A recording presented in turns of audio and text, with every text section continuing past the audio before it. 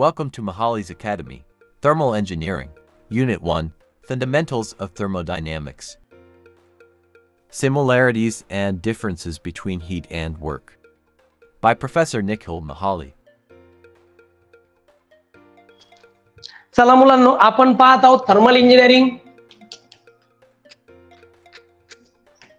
Thermal engineering मध्ये आपण पाहत आहोत unit number 1 fundamentals of thermodynamics. Okay, last lecture पर्यंत आपण हीट आणि वर्क डन या संदर्भात म्हणजे कन्सेप्ट क्लिअर केले होते. आज आपण पाहणार आहे next topic, similarities of heat and work. Heat आणि वर्क डन यामध्ये काय सिमिलॅरिटी, बरं काय समानता आहे? तर पहिला मुद्दा असा आहे, काही डायरेक्शनल क्वांटिटी आहे, दोघांना पण both require direction and magnitude. ऐका ना, हीट जेव्हा ट्रान्सफर होते तेव्हा सगळ्यात पहिला क्वेश्चन असतो की किती हीट ट्रान्सफर झाली आणि काय झाली, नेमकी इकडून इकडे ट्रान्सफर झाली की इकडून तिकडे ट्रान्सफर झाली. म्हणजे हिटला मॅग्निट्यूड आणि डायरेक्शन दोन्ही लागतं. वर्कडनला सुद्धा तेच लागतं, म्हणजे डायरेक्शन पण पाहिजे आणि मॅग्निट्यूड पण पाहिजे. म्हणजे दोन्ही पण कशा क्वांटिटी आहेत? Vector quantity. Heat and work both are vector quantities. दोन्ही पण वेक्टर क्वांटिटीज आहे. Both requires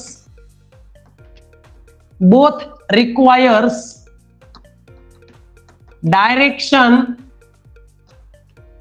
as well as magnitude for their representation. Heat आणि वर्क दोन्ही पण वेक्टर क्वांटिटीज आहेत, दोघांनाही डायरेक्शन आणि मॅग्निट्यूड दोन्ही पण लागतं त्यांच्या रिप्रेझेंटेशन करता. फक्त हीट असं म्हणून चालत नाही, मॅग्निट्यूड सांगावं लागेल, कुठून कुठं डायरेक्शन ऑफ ट्रान्सफर काय होतं ते सांगावं लागेल. बर, पाथ महत्वाचा आहे की नाही? म्हणजे दोन्ही पण पाथ फंक्शन आहेत. वर्कडन कुठून कुठे झालं हे सांगण्याकरता पाथ गरजेचं आहे.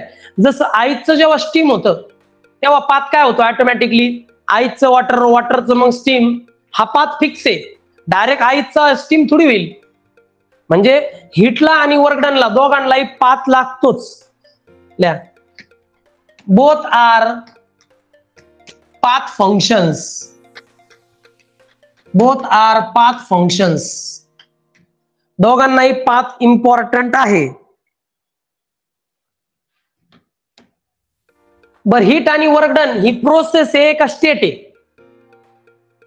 स्टेट म्हणजे अवस्था, जसं सॉलिड, लिक्विड, गॅस. आणि प्रोसेस म्हणजे एक हे प्रक्रिया मराठीमध्ये, बरोबर ना? मग काय आहे हीट? काय हीट ट्रान्सफर होणं एक प्रोसेस आहे, बरोबर आहे की नाही? हीट ट्रान्सफर केल्यामुळे सबस्टन्सची स्टेट चेंज होते.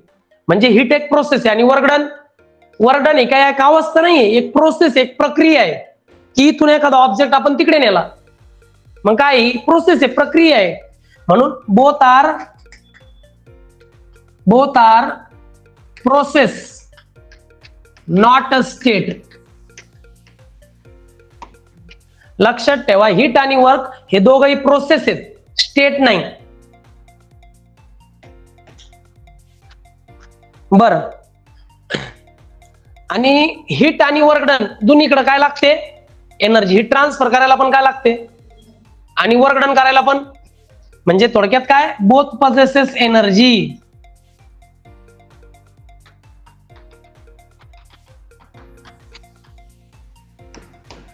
हीट ट्रान्सफर आणि वर्क डन दोघांनाही एनर्जी लागते, त्याशिवाय दोन्ही आपल्याला परफॉर्म करता येत नाही. ह्या झाल्या त्यांच्या सिमिलॅरिटीज. सिमिलॅरिटीमध्ये दोघंही वेक्टर क्वांटिटी आहेत, दोघंही पाथ फंक्शन्स आहेत, दोघंही प्रोसेस आहे, स्टेट नाही, आणि दोघांनाही एनर्जी लागते, त्याशिवाय ते फॉलो होत नाही. ह्या झाल्या सिमिलॅरिटीज. आता त्यांच्यातला डिफरन्स. आता घ्या, स्टार करा डिफरन्स 5 ते 6 वेळा एक्झामला आलेला आहे. Difference between heat and work. Heat आणि वर्क मध्ये काय डिफरन्स आहे बाबा? सिमिलर गोष्टी तर पाहिल्या, मग डिफरन्स काय आहे? त्यासाठी मी दोन भाग करतो, एका बाजूला हीट घेतो, एका बाजूला वर्क घेतो.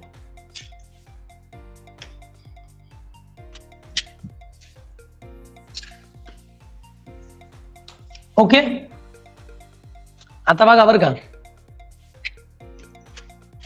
नंबर 1 पहिलं जर पाहिलं झालं तर हीट म्हणजे काय? हीट ट्रान्सफर होते, कसं कळतं? टेम्परेचर चेंज झाला एखाद्या सबस्टन्सचं तर हीट ट्रान्सफर झाली. टेम्परेचर तसंच आहे, म्हणजे हीट ट्रान्सफर झाली. थोडक्यात काय की हीट म्हणजे change in temperature. Temperature change झाला म्हणजे हीट ट्रान्सफर झाली. It occurs due to change in temperature. Temperature मध्ये चेंज झाला की हीट ट्रान्सफर होते. मग वर्कडन झालं कसं कळेल? वर्कडन झालंय डिस्प्लेसमेंट नुसार. समजा हा सबस्टन्स इथे, वर्कडन झालं नाही कसं कळेल? हा सबस्टन्स इथे होता, आता इकडे गेला, मग याची डिस्प्लेसमेंट कशी काय झाली? वर्कडन झाल्यामुळे. म्हणजे थोडक्यात काय? It occurs due to displacement of the substance.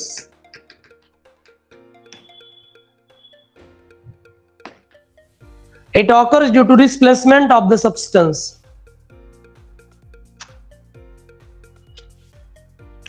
बर, हीट ट्रान्सफर करायला काही लिमिट आहे का? काही मर्यादा आहेत का? काही रेस्ट्रिक्शन्स आहेत का? नाही. हीट ट्रान्सफर करायला कुठल्याच रेस्ट्रिक्शन नसतात, पण वर्क डन करायला रेस्ट्रिक्शन्स असतात.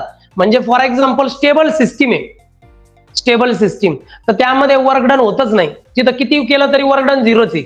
फॉर एक्झाम्पल आहे बघा, पूर्ण युनिव्हर्सची एनर्जी कशी आहे? कॉन्स्टंट आहे. मग वर्क डन काय पूर्ण युनिव्हर्स मध्ये? कॉन्स्टंट म्हणजे झिरो आहे ना. वर्क डन होतच नाही ना, एनर्जी बाहेर जात नाही ना, आता येत नाही. थोडक्यात मला काय म्हणायचंय त्या एक्झाम्पल मधून की वर्क डनला रेस्ट्रिक्शन्स असतात. स्टेबल सिस्टीम मध्ये वर्क डन झिरो असू शकतं, पण हीट ट्रान्सफरला कुठल्याच रेस्ट्रिक्शन नसतात. हीट ट्रान्सफर जनरली झिरो नसतं कुठल्याच सिस्टीम करतात. हीट ट्रान्सफर होते म्हणजे होतेच. Heat has no restriction. It has no restrictions for its transfer. इटला कुठलेच रेस्ट्रिक्शन्स नाही.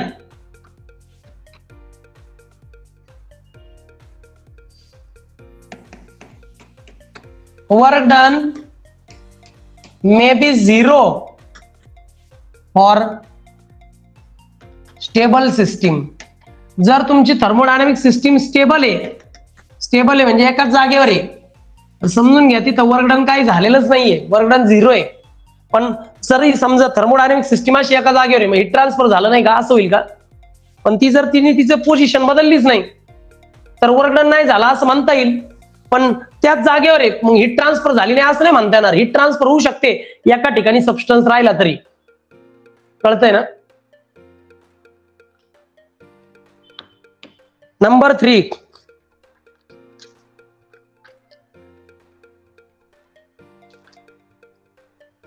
Low grade energy. यासाठी लो ग्रेड एनर्जी हवी साठी, आणि वर्क डन साठी हाय ग्रेड एनर्जी.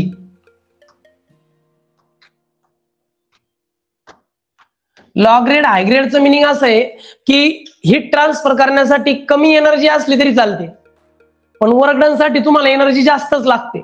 म्हणजे इकडे थोडक्यात एनर्जीचं प्रमाण जास्त हवं, इकडे एनर्जीचं प्रमाण कमी असलं तरी चालतं. हीट ट्रान्सफर व्हायला काही लागत नाही, थोडी सुद्धा ट्रान्सफर होऊ शकते. आणि त्यानंतर लास्ट वन जो डिफरन्स आहे, the sole effect external to the system could be reduced to raise the weight, but heat transfer of the effect is also considered. आणि sole effect external to the system could be reduced to rise the weight. लक्षात ठेवा, लिहून घ्या, मी सांगतो. The sole effect external to the system external to the system, the Soll effect external to the system could be reduced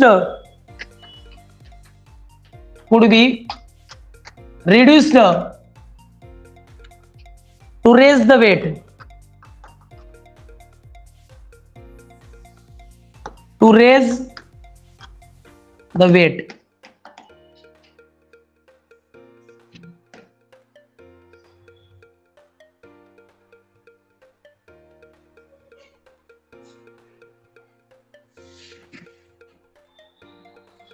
आणि याचं बघा, याचा जो सोल इफेक्ट आहे,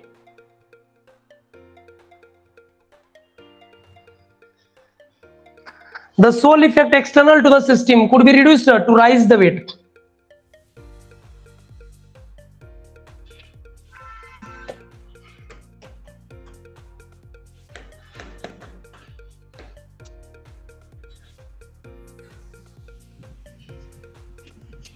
ओके, एकच मिनिट बाळा, एवढं लिहून घ्या पटकन.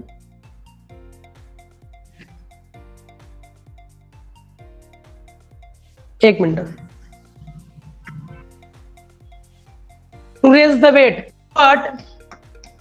but heat transfer is also considered. ऐका ना, मग तिथं हीट ट्रान्सफर तुम्हाला विचारात घ्यावं लागेल ना. जरी असं कुठलंच डिव्हाइस तुम्ही तयार नाही करू शकत. सोल इफेक्ट म्हणजे काय? असं डिव्हाइस जे काय करतं की लोअर टेम्परेचरकडून हायर टेम्परेचरकडे हीट ट्रान्सफर करतं. असं डिव्हाइस तुम्ही तयार करू शकत नाही, त्याला सोल इफेक्ट म्हणतात. आणि जरी समजा असं झालं, जरी असं डिव्हाइस तुम्ही तयार केलं की कूलर बॉडीकडून हॉटर बॉडीकडे हीट ट्रान्सफर होईल, मग जर कूलर बॉडीकडून हॉटर बॉडीकडे हीट ट्रान्सफर झाली तर तिथं हीट ट्रान्सफर तुम्हाला काय करावं लागेल? कन्सिडर करावं लागेल. म्हणजे हीट ट्रान्सफर होती ना, तसं होत नाही, पण झालं तर हीट ट्रान्सफर कन्सिडर करावं लागेल. आता मला सांगा, हायर टेम्परेचरकडून लोअर टेम्परेचरकडे जर हीट ट्रान्सफर झाली तर मग वर्क डन तुम्ही कन्सिडर करणार का? नाही ना. वर्क डन कसं कन्सिडर करणार? फक्त एनर्जी ट्रान्सफर झाली आहे, ऍक्च्युअली मुवमेंट थोडी झालं सबस्टन्सचं. जेव्हा मास ट्रान्सफर होईल ना, मास, तेव्हा वर्क डन कन्सिडर करावं लागेल. फॉर एक्झाम्पल, क्लोजला एक भांड आहे आणि त्याच्यावर तुम्ही झाकण ठेवलं, पाणी तापायला ठेवलं, एनर्जी बाहेर जाईल, हीट ट्रान्सफर होईल, पण mass of the water particle जे आहेत त्याचं जे मास आहे ते बाहेर जाईल का? कळालं ना. आणि ओपन व्हेसल मध्ये मास पण बाहेर जाईल, एनर्जी पण बाहेर जाईल, मग तिथं वर्क डन होईल का? कारण पाण्याची लेवल कमी झाली ना उकळल्यानंतर, कारण काही पार्टिकल्स हे स्टीम बनून हवेत निघून गेले. कळालं ना. म्हणजे थोडक्यात इथं हीट ट्रान्सफर सोल इफेक्टच्या वेळी तुम्हाला कन्सिडर करावी लागते, आणि सोल इफेक्टच्या वेळी तुम्हाला वर्क डन कन्सिडर करायची गरज नाही. एनर्जी ट्रान्सफर होऊ शकते, पण मास ट्रान्सफर होऊ शकत नाही सोल इफेक्टच्या वेळी. आली का आयडिया? हे असं आहे. आणि सोल इफेक्टचा कुठलाही संदर्भ तुम्हाला याच्या अगोदर नाहीये, त्यामुळं फक्त एवढंच लक्षात ठेवा, ह्याच पॉइंटला सोल इफेक्ट आहे तुम्हाला. ठीक आहे ना. चला, हे 4 मुद्दे एक्झामला तुम्हाला भरपूर वेळा आलेले आहेत, तर तुम्हाला ते लक्षात ठेवायचे आहेत. ठीक आहे, या बघून. हे असे सुरुवातीला त्यांनी सांगितलं की हीट मध्ये काय होतं की टेम्परेचर चेंज होतं, म्हणजे हीट ट्रान्सफर झाली, आणि इकडं त्या सबस्टन्सचं किंवा त्या बॉडीचं डिस्प्लेसमेंट झालं, म्हणजे वर्क डन झालं. 2 नंबरला सांगितलं की हीट मध्ये हीट ट्रान्सफर करायला कुठलेच रेस्ट्रिक्शन नाहीत, पण वर्क डन करायला मात्र रेस्ट्रिक्शन आहेत. असे रेस्ट्रिक्शन आहे की जर समजा स्टेबल सिस्टीम आहे, स्टेबल म्हणजे अशी एका जागेवर, तर तिथं वर्क डन होणारच नाही, कारण ती एका जागेवरच आहे ना. फॉर एक्झाम्पल, बिल्डिंग आहे, हजारो वर्षांपासून इथंच फॉर एक्झाम्पल, तर तिच्यात वर्क डन झालेलं, पण हीट ट्रान्सफर होणार ना. त्यानंतर low grade energy, heat transfer करण्याकरता थोडी सुद्धा एनर्जी पुरेशी आहे, पण वर्क डन करण्याकरता थोडी एनर्जी चालत नाही, त्याला हायग्रेड एनर्जी म्हणजे जास्तीची एनर्जी हवी. कळतंय?